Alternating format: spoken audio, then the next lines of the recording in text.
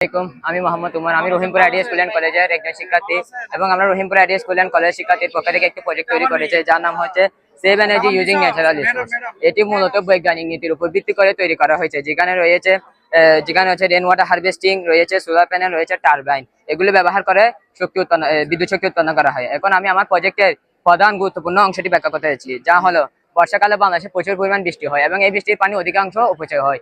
এই পানিকে আমরা কিভাবে কাজে ব্যবহার করতে পারি তার মধ্যে রয়েছে, আমরা এই প্রজেক্টে দেখানো হয়েছে যে এই বৃষ্টির পানি যখন চাঁদে পড়বে এই পানিগুলো আমরা একটি পাইপের মাধ্যমে ফিল্টার প্ল্যান্টে প্রবেশ করাবো।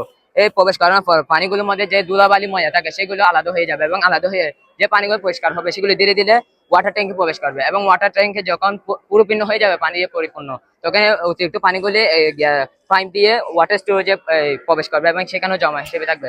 এবং এই পানিগুলো আমরা পরবর্তীতে এই হসপিটাল এবং হাউসে ব্যবহার করতে পারি এবং যে সময় পানি সংকট সৃষ্টি হবে, বন্যা হয়, তখন আমরা পানিগুলো কাজে লাগে ব্যবহার করতে পারি। এছাড়া আমাদের প্রজেক্টের দ্বিতীয় গুরুত্বপূর্ণ অংশ হচ্ছে শক্তি রূপান্তর। আমরা জানি বর্তমানে যুদ্ধের কারণে জ্বালানি সংকট বৃদ্ধি পাইছে এবং সে সাথে জ্বালানির দামও বৃদ্ধি পেয়েছে। বাংলাদেশে দিন দিন বিদ্যুৎ চাহিদা বৃদ্ধি পাচ্ছে, কিন্তু জ্বালানি রয়েছে সীমিত।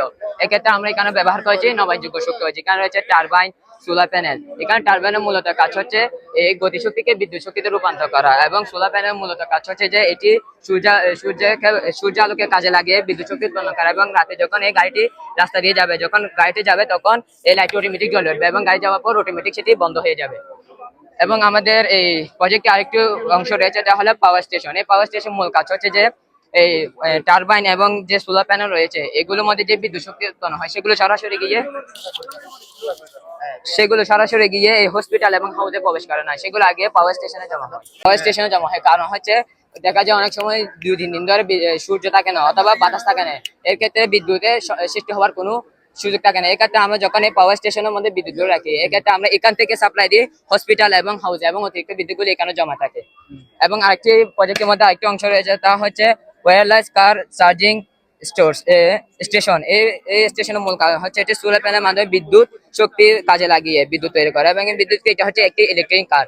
এই কারের মূল অংশ হচ্ছে এটি যখন এখানে স্টেশনে প্রবেশ করবে, এখানে নিচে একটি চার্জিং প্যাড রয়েছে, যার সাহায্যে এটি সরাসরি কারের সাথে যুক্ত হয়ে অটোমেটিক গাড়িটি চার্জিং হতে পারে। এবং আমাদের এই প্রজেক্টের আরেকটি ব্যতিক্রম অংশ হচ্ছে কৃষি অঞ্চল। কারণ আমরা জানি বর্ষাকালে যে অতিরিক্ত পানিগুলো আমরা ওয়াটার স্টোরেজে পরিপূর্ণ হয়ে লেকে যায়, এই লেকের পানিগুলো আমরা এই কৃষি অঞ্চল ব্যবহার করতে পারবো। এর ফলে কৃষি উৎপাদন বৃদ্ধি পাবে এবং কৃষিতে যে পানি সংকট হয় সেটা আর সৃষ্টি হবে না। এবং যে লেক রয়েছে এই লেকের মধ্যে আমরা চাইলে মাছ চাষ করতে পারি, যার ফলে আমরা একই সাথে কৃষি এবং মৎস্য দুটোটাকে একসাথে চাষ করতে পারি এবং খাদ্য উৎপাদন, যা আমাদের মৌলিক চাহিদা যে কোনো একটি পূরণ করতে পারে। এবং এখানে এই বিদ্যুতের মাধ্যমে আমরা বিদ্যুতের যে সংকট হয়ে যায় সেটা কিছুটা হলে আমরা মেটাতে পারি।